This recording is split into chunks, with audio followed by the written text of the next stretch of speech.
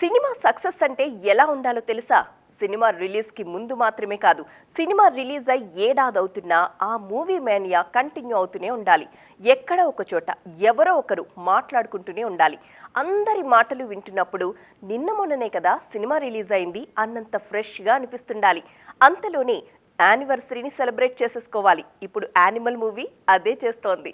Animal cinema release అయి ఏడాది complete అయిన సందర్భంగా సక్సెస్ ని సెలబ్రేట్ చేసుకుంటోంది unit.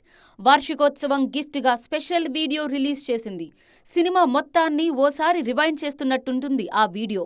Let's end the day on a high note అంటూ వీడియో షేర్ చేశారు మేకర్స్. రష్మిక అందరికన్నా ముందే ఈ సినిమా గురించి మాట్లాడారు.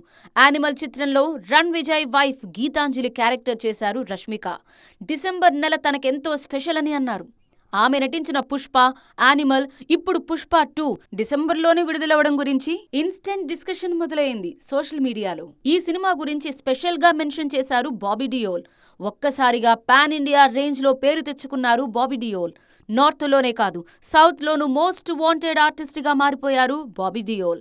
ఆయన క్యారెక్టర్ ని సందీప్ రెడ్డి వంగా డిజైన్ చేసిన తీరుకు ఇంకా ఫిదా అవుతున్నారు జనాలు. యూనిట్ అంతా సెలబ్రేషన్ మోడ్ లో ఉంటే ఫ్యాన్స్ మాత్రం యానిమల్ సీక్వెల్, యానిమల్ పార్క్ గురించి మాట్లాడుకుంటున్నారు.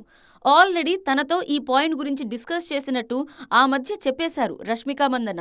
ఇప్పుడు స్పిరిట్ పనుల్లో బిజీగా ఉన్న Sandeep Reddy Vanga next animal park పనులు స్టార్ట్ చేస్తారు.